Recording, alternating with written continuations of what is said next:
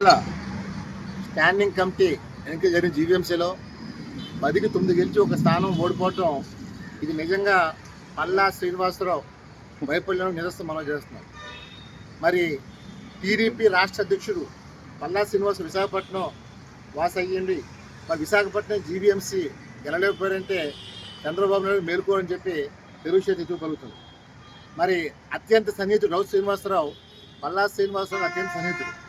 మరి 9 స్థానాలు గెలిచి అది ఓడిపోయిందంటే డెఫినెట్గా క్రాస్ ఓటింగ్ జరిగిందని చెప్పి స్పష్టంగా కనపడుతుంది.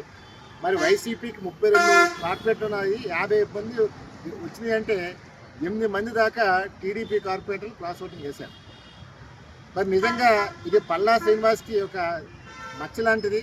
మరి నిజంగా ఎటువంటి నైతిక విలువలు ఉంటే తక్షణమే రాజీనామా చేయని చెప్పి తెలుగుదేశం డిమాండ్ చేస్తుంది. మరి వేళ పల్లా శ్రీనివాస్ వల్ల తెలుగుదేశం పార్టీ పూర్తిగా భ్రష్పడిపోతుంది. ఈరోజు కార్పొరేట్లు కూడా ఆయన అరాచకాలు భరించలేక వాళ్ళ క్రాస్ ఓటింగ్ చేశారు తప్ప పార్టీ మీద వ్యతిరేకత కాదు, కేవలం పల్లా అనుచరుని ఓడించాలి అనే ఒక లక్ష్యంతో చేశారు. మనం ఒకటే కోరుతున్నాను, మరి చంద్రబాబు నాయుడు నాడు తెలుగుదేశం పార్టీ చంద్రబాబు కష్టకాలంలో ఉన్నప్పుడు తెలుగుశక్తి పూర్తిగా అండగా ఉన్నాం. మరి ఈవేళ మేము పల్లా పైన ఈ ఆరోపణ చేస్తాం, మీరు పూర్తిగా ఎంక్వైరీ చేయండి. డెఫినెట్గా పల్లాని కానీ రాష్ట్ర తొలగించిపోతే పార్టీ భ్రష్పడిపోతుంది. మరి ఇలాంటి వ్యక్తి కావాలని అడుగుతున్నారు. ఎందుకంటే గతంలో మనం చూసాం 10కి 10 గెలిచారు లాస్ట్ ఇయర్. మరి ఈ సంవత్సరం ఎందుకు ఓడిపోయింది? అప్పుడు ఇంకా మేయర్ కూడా టీడీపీ కాదు.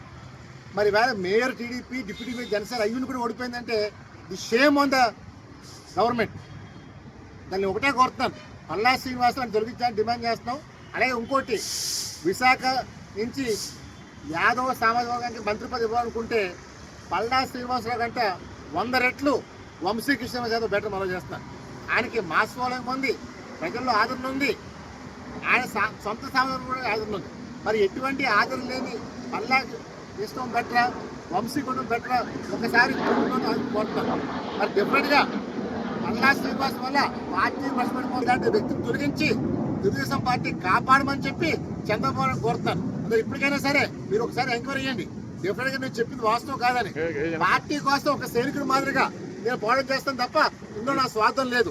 తెలుగుదేశం పార్టీని కాపాడటం కోసం తెలుగు మాట్లాడుతుంది తప్ప వ్యక్తిగత ప్రయోజనం లేని చెప్పి మనం చేస్తూ తెలుసుకున్నాం. జై హింద్.